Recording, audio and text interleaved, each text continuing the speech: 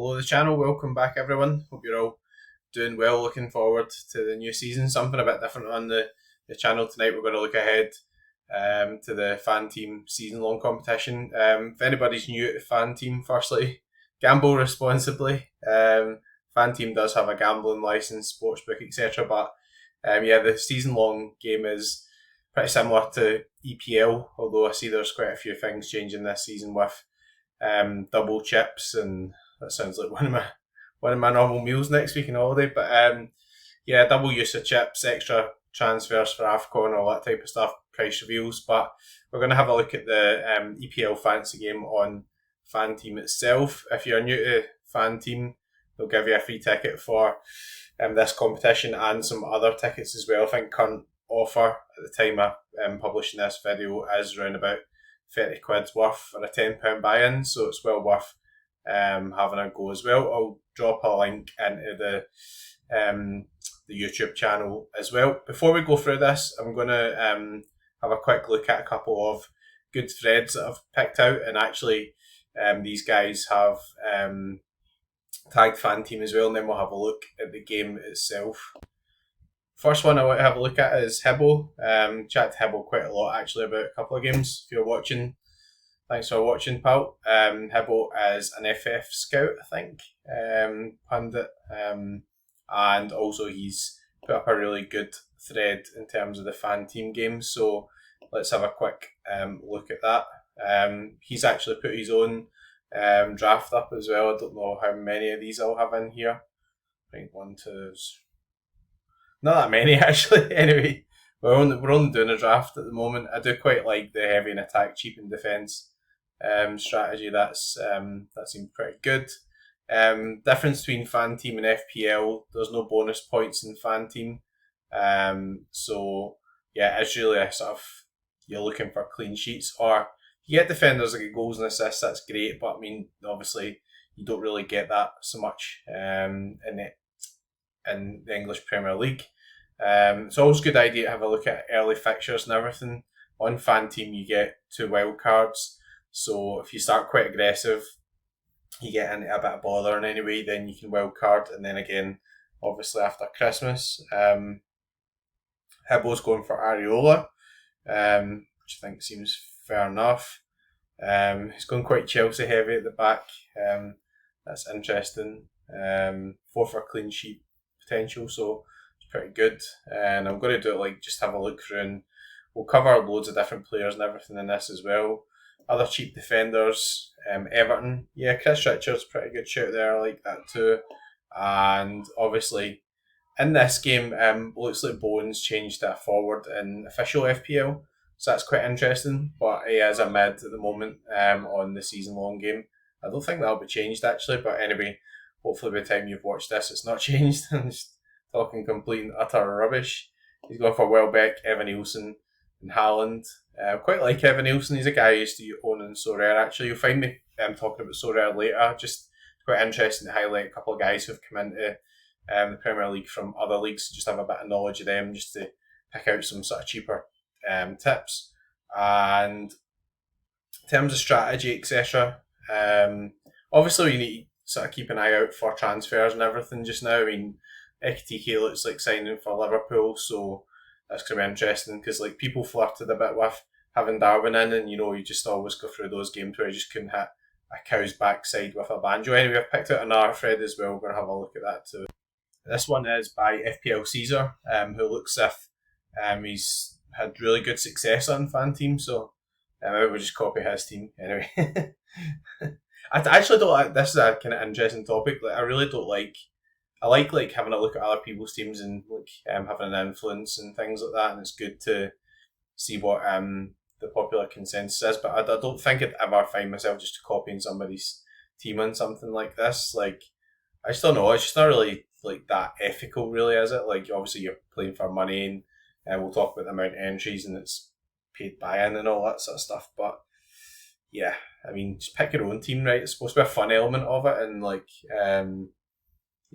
part of the fun is pitting your wits against like everybody else. So it's been playing FPL for 17 years. I literally only started in FPL last year, so that's kind of interesting one. like obviously been on So Rare, etc. for 5-6 years. Used to play Football Index, Footstock and everything. So I've done fantasy football stuff, but FPL wise only on last year. And this is quite a good overview of the fantasy games. So this is one of the reasons why I picked it out as well. So there's 2 wild cards, but there's no other chips. So it's probably a wee bit more like traditional sort of EPL game with all the changes this season. So there we go. So playing time up to 60 minutes, 1 point. Over 60 minutes, a point. Midfielder forward plays full match, you get a point. Goalkeeper, A+8, you don't get many of those. Goal score for defenders, 6, 5 for mid, 4 for forward. Clean sheet for goalkeeper and the defenders, 4. We have clean sheet for the midfielders, +1 as well, as long as you get 60 minutes. Assist or fancy assist is +3 for everything. Goalkeeper save is 0.5, so that's quite interesting. I think like that sort of makes it like interesting to pick sort of lower range goalkeepers, right? Because like, you know, make a few saves and they can make up a few of those points that you're obviously going to be using in the attacking positions. Penalty saves +5. We've got team wins the period the players on the pitch +3. Shot and goal +4. Shot and goal by defenders +6. Goalkeepers +1, unlikely. Team loses the period players on the pitch is -3. Concede 2 goals for goalkeeper or defenders -1. Own goals -2. Penalty miss -2. Yellow card -1. Red card -3. Foul resulting score free kick -2 and foul resulting penalty -2. So it's all fairly simple. I mean, there's nothing overly complicated there, but obviously if you are kind of new to the game generally, you've got to obviously factor all that in. So FPLC are saying prioritise some nailed players. Yeah, I mean, you can rack up some decent points just by having guys in there, and team wins a game, target some set piece and pen takers. 4.5 goalkeeper seems to be the general consensus, so that seems fine. Formation, no bonus points, so another person pointing that out. So 3-5-2, 3-4-3 type of formation. Wild cards, start aggressively, so that's what I was thinking myself. Usually I've made a mess of it by game week 5 or 6, but anyway. Saving the second wild card to navigate the blank double game weeks. Yeah, that's something that really caught me out last year, like just in like FPL in general, just like these double game weeks and things, you know, where you were just like I like to like over tinker, so like I use up my transfers and then end up in a mess with like, you know, injuries, or this year obviously it'll be AFCON and you keep an eye on that.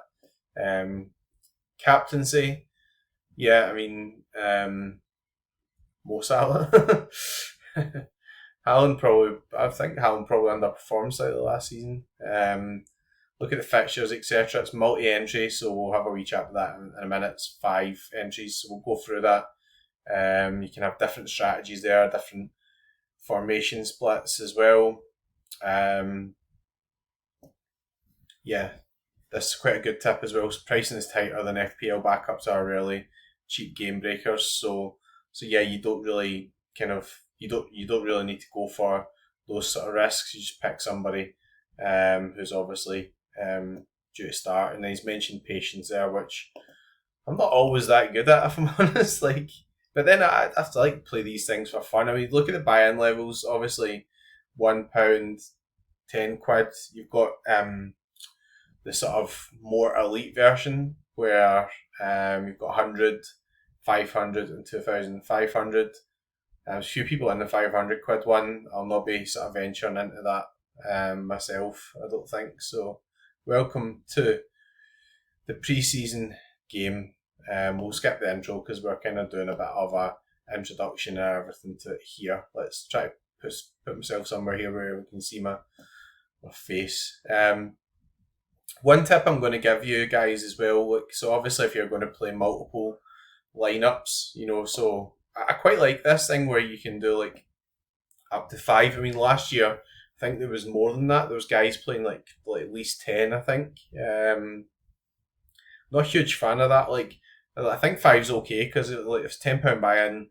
If you want to play for £30, you can play 3 lineups. If you want to go in for £50, you want multiple chances, you can do that. If you want to play the £1 one, then it lets you sort that out as well. One thing you can do is once you pick your lineup, you can go on here and click load favourite, and once you go into the favourite, basically the team that you've just entered comes back up again. So if you want to I think what I'll be doing is probably picking a baseline, and then for the first week have sort of 4 or 5 of just exactly the same team, and then maybe see how things are going and differentiate the strategies and everything later on. But let's have a look through obviously all the different positions here, and I'll see if I can give you any of my own insights. What I do like to do with these things is I like to sort of go in reverse order, because I think a lot of these guys, right? I mean, Alice and Raya and stuff like that. I wouldn't pick Nick Pope, by the way. As you see that howler against Celtic, I'm a Celtic fan, as you can see from all the stuff in the background. But I like to go through in reverse order and then kind of try to get to the level where I think, yeah, I could sort of go for that guy. That sort of would make some sort of sense to me. So obviously, a lot of the players here are going to be just unpickable, to be honest. I just don't know. I'm going to move myself over here actually. Very professional stream this. Yeah, a lot of these guys are going to be just backups and completely unpickable, but we're going to get to some usable ones soon in the 4.5 bracket. So don't really see anybody that we're going to pick in terms of the 4 bracket, although I think you're just going to have to you can go for 2 4.5 goalkeepers. So obviously Leno is a pretty popular one in general, does seem to make quite a few saves. Do like Kelleher. I think he'll be really good. Does tend to make a lot of saves as well. He's got an error in him as well, right enough, but there we go. Bart Verbruggen, I definitely like. In fact, probably go for Verbruggen over Leno actually. Move player. So I think I'm probably looking in that region. I mean, obviously you need to look at all the initial fixtures and everything as well, which could be thinking about with this. But I do like the guys' advice where they're saying, don't put too much by way of money into goalkeepers. Obviously, if you're paying a bit more, even guys like Pickford, who scores pretty well, he's still only 0.5 less than premium guys as well, which is quite interesting. Then going on to defenders, you are going to probably think by the end of this I'm a Brighton fan or whatever, but here we go. I've kind of struggled to see anything in the 4 bracket. I mean, I just don't guess Morato if he was getting games for Nottingham Forest, but you would need an injury in there. Keep an eye obviously on the transfer window as well, because that's going to be pretty sort of interesting in terms of what happens. I think what I would say is Burnley were really good for clean sheets in the Championship, obviously, so it's a big step up, but I guess you could maybe, if there's a good run of fixtures, go for them. Luka Viskovic played in Belgium last season, got a lot of goals. Actually, he's got Naka popping up with goals, but again, don't think he's going to play for Spurs. It'll be, Van de Ven and Romero, but you never know. If any of those get an injury or whatever, then I think Vuskovic is definitely a good shout, because he'll come on there really cheap sort of price level. Kota Takai as well, done very well in Japan. Again, he's going to come in there, I think. It's a bit of a backup. Harry Maguire's in there. Didn't really realise that. That's interesting. You're starting to get some good value in here, guys like Tarkowski, etc.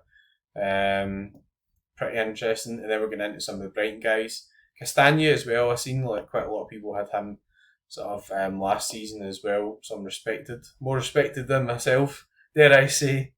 Branthwaite is definitely one I like. Michaelenko as well, obviously, if you want to go for the more attacking option, but again, going for sort of clean sheets and everything. Chris Richards in there, we've seen him mentioned obviously earlier.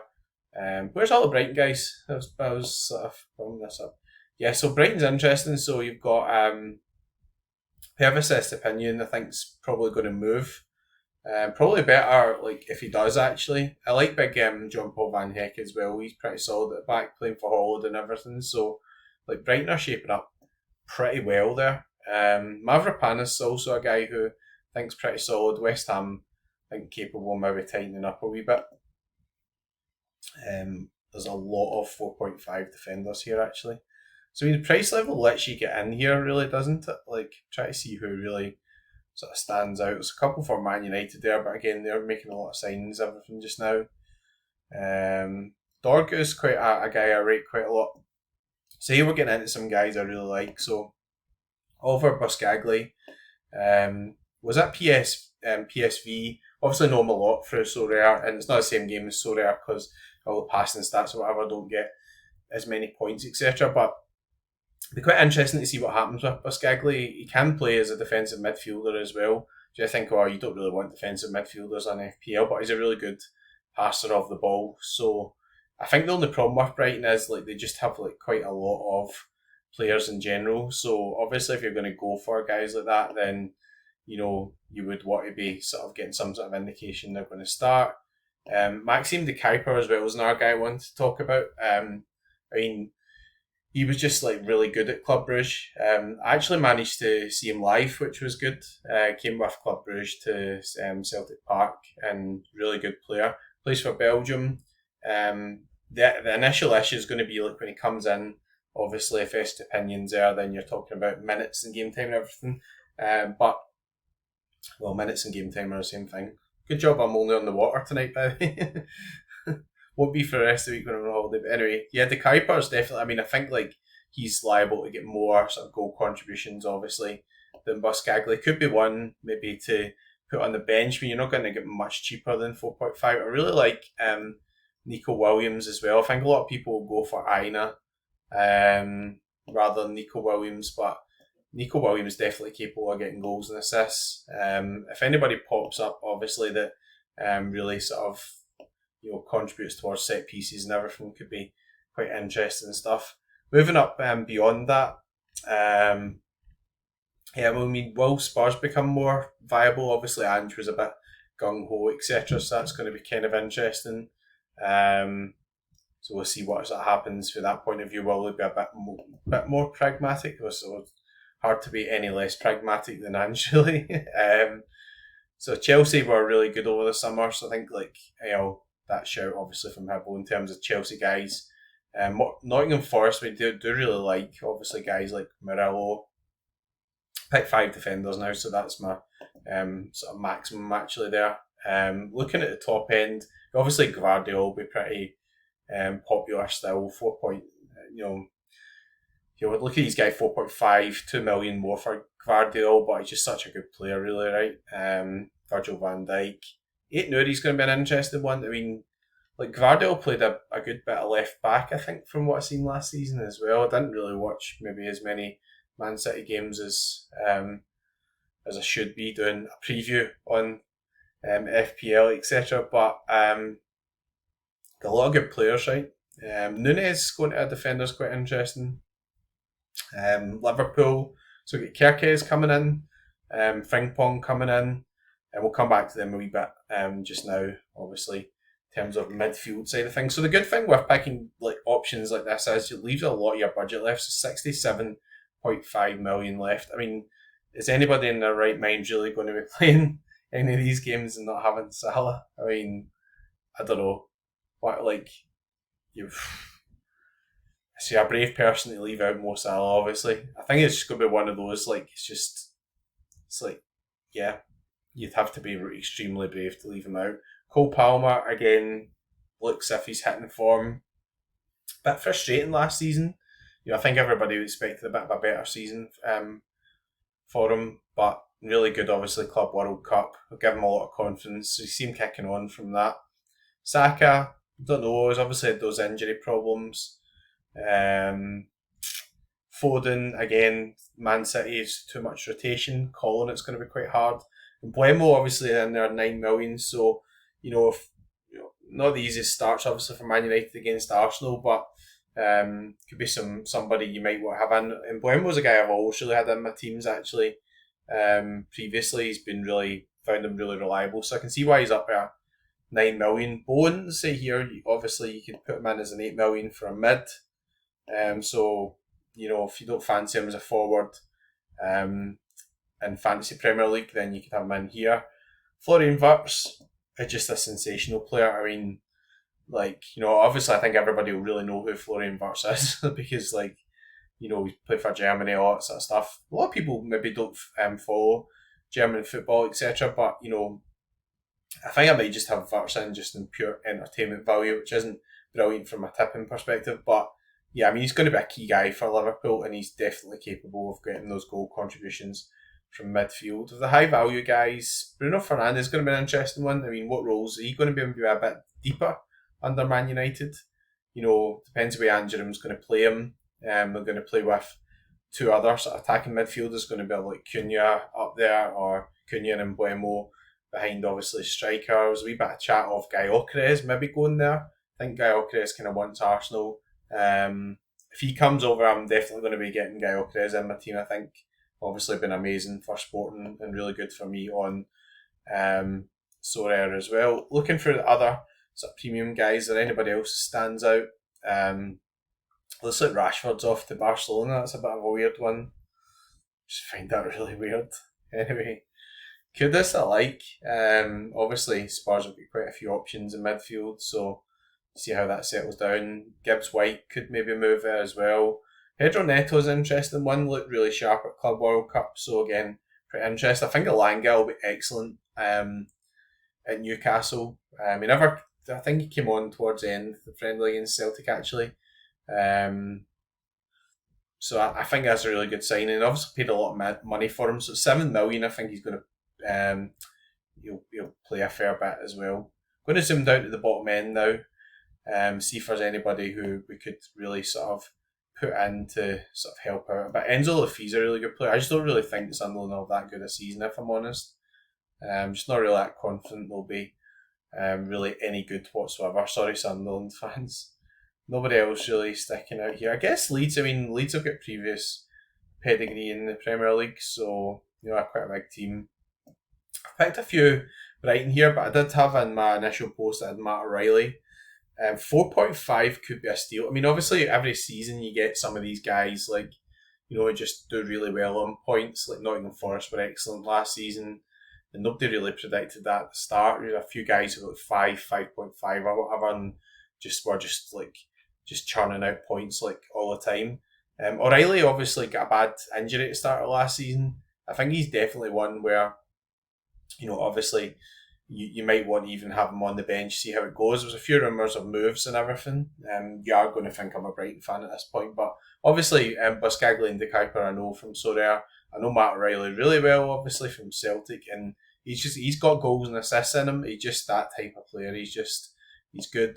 I think the issue with Brighton just sort of obviously taking that sort of previous post by FPL Caesar into account is to just have a lot of players, right? So, that's going to be the issue. But if you're going in as a 4.5 option, if that enables you to pick all these big guys here, then fair dues. I think that Irvin, West Ham have lost a few players, obviously, like Kudus, Cetra's went. Irvin could be a wee bit of a shout for this season. That's just would be another one of my pickouts. He was really good previous league, and I think he could be a wee bit of a surprise package. Scottish, so I've got to have some knowledge of him. Andre Santos is an excellent player, but he's more of a defensive sort of dual monster, really, isn't he? Then we're getting into guys here, so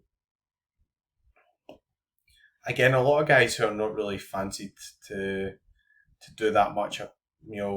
Boubacar Kamara actually gets fair minutes for Aston Villa, but again, he's just quite defensive minded. Used to be really, really excellent on Sorare as well.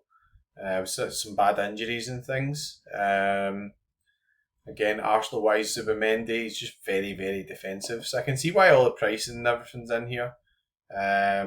Jack Harrison from Leeds could be an outsider, 5. Again, Man City have signed some really good players, Echeverri, etc. there. Nico Gonzalez against, it's just, they just get so many players, Man City. I don't know about you guys, but I just really struggle always to pick Man City players on these sort of types of platforms. Gravenberch's interesting. I mean, obviously position he's playing in, but he come up with some goals and assists. At 5, obviously, it's quite cheap. You look at Virch at 9. If I'm going to go with a cheap defence, I'm going to be pushing the boat out, obviously. There'll be a fair amount of sort of transfers in and out. Brian Gruder was really quite good at the end of the season as well for Brighton as well, which is quite interesting. Sinisterra used to be like such a highly rated player. I think he's probably like Dango Ouattara's probably a little bit better now. Leeds probably do have some guys who could cause a bit of damage. I mean, obviously guys like Gnonto, I think Manor Solomon's a mid as well, so he seems to get a fair amount of goals and assists. Chiesa, I think, has been left out of Liverpool squad, so I don't think he's going to stay. Sandro Tonali, really good song. I think that's quite an interesting one. I mean, he's a really dangerous player. Again, how well will Sunderland do? You could get some guys like that who just like have really good seasons, you know.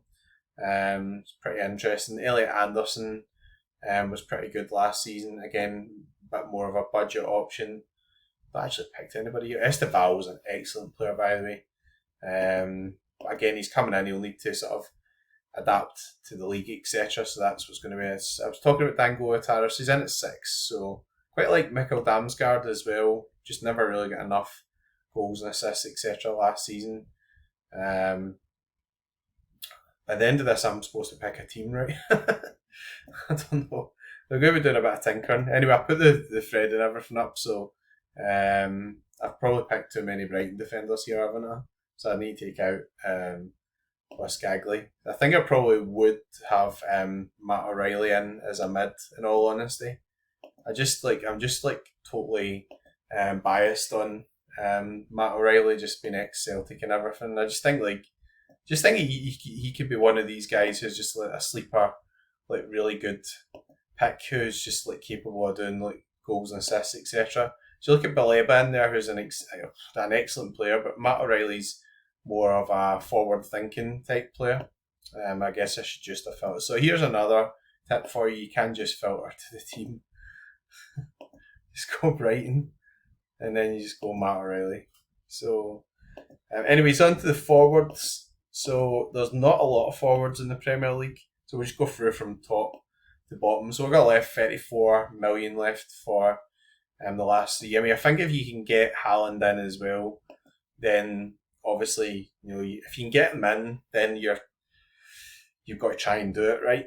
So if you have like obviously a Matt Riley or whatever in, then it might give you a possibility of that. And you've only got 21 million left for the last 4, so the budget's really coming into the reckoning now. That's a problem. Could go a wee bit lighter than that. Obviously, go like, you know, sort of Watkins. Marmoush's a forward here, so you could go for the sort of Man City budget option. Go Marmoush. I really like João Pedro. I think it's 7.5. I mean, obviously he was pretty good in the Club World Cup, and you'd imagine he's going to at least start the season there. And Chris Wood was just sensational last season, so you know, obviously from that point of view, you probably want to swap player. I think you want to go with 3 forwards, right? You know, so Watkins, Pedro, Wood would be pretty good. You only get a choice of 3 forwards on Fanteam, so if you use up your 3 forwards, then obviously that's it. You know, you've no bench forward. We'll go back to Chris Wood in a minute. I quite like Solanke as well.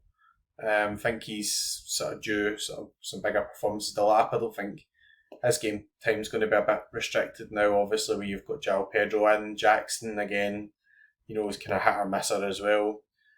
We've still not really seen a lot of depth in here. I mean, it'd be interesting to see the price. Evan Nielsen 6.5 is pretty tempting, obviously, saving a bit of money there. Piro could be a bit of an outside shout. I mean, a guy who's been like around for a good bit, done pretty well in the Championship, scored goals. There's not really anybody else standing out. Mooney's went through a bit of a purple patch at one point. Edward, ex-Celtic, just done nothing in the English Premier League.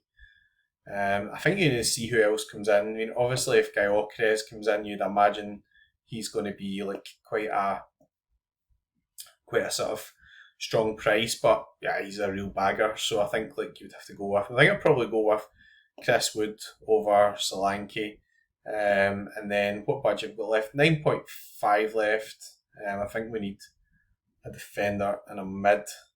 So again, that's why I'm always kind of looking for cheaper defenders as well, just so that to leave some sort of budget available there. 4.5. I just don't really find anybody in the 4 region that I really like that much. Like, it's just quite difficult. Harry Maguire, so big slab head. What a guy, man, honestly. Just always like tempting. Castagna, like Anderson, I think at one point used to do a bit in terms of set piece taking and things, so that could be quite interesting. I think with guys like this, you just want to pick somebody who reasonable chance of clean sheets.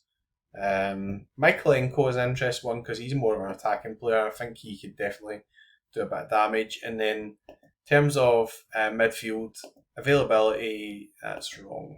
That's affordability we want. Max price affordable.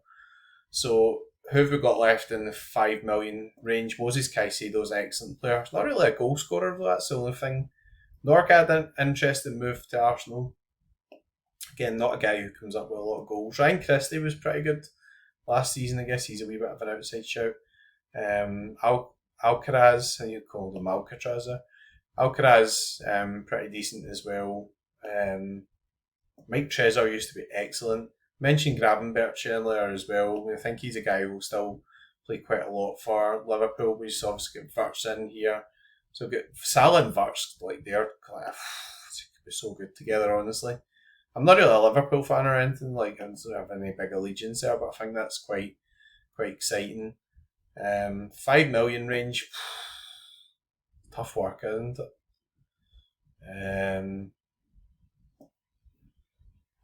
Guess that could be the point where you just want to save a bit elsewhere. Talby was really like looking quite promising for Club Brugge. Again, how does he adapt to the Premier League, etc.? That's going to be the big sort of thing here.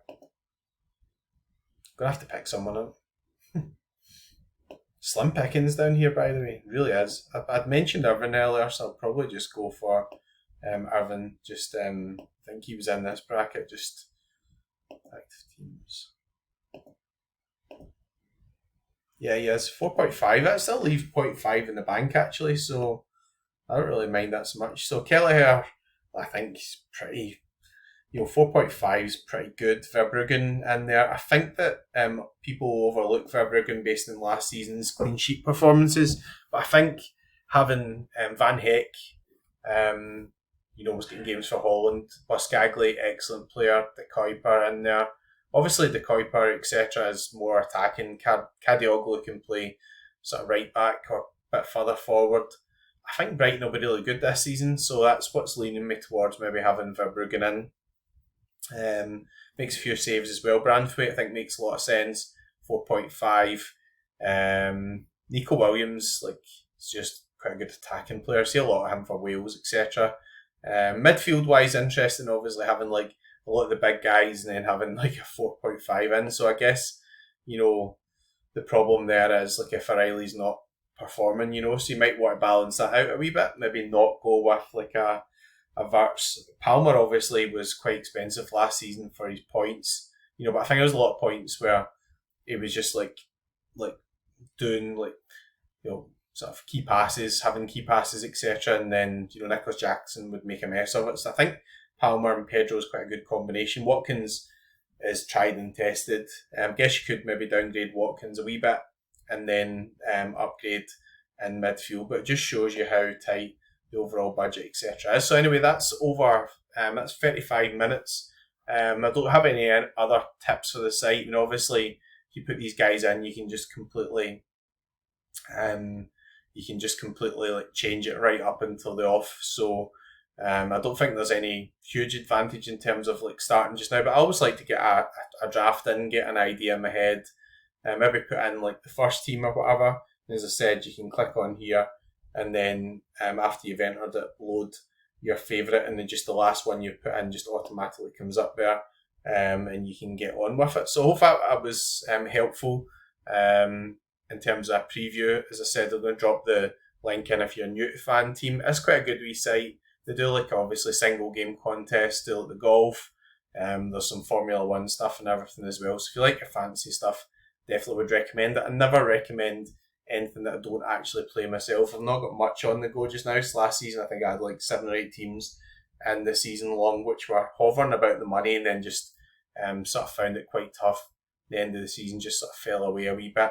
So that's kind of main thing that I do. And then there's contests like in the big EPL weekends, usually run like a sort of weekend long contest, which I think one of them I got like 300 or 400 quid back. So that kind of like paid off like all my other donkey entries or my other sort of fun entries. But yeah, I mean, if you've got to this part of the video, thanks very much for watching. I'd recommend you follow guys like Hibbo, FPL Caesar, guys like that who have put up a lot of info. There's quite a few other people who have tagged Fanteam and obviously put up their thoughts as well. It's interesting to see all that info. So thanks again for watching. If you've not watched the channel before, I always end in a customary fashion. I apologise for swearing. You know, if you're gambling, then gamble responsibly. But if you're going to play, good luck and go fuck.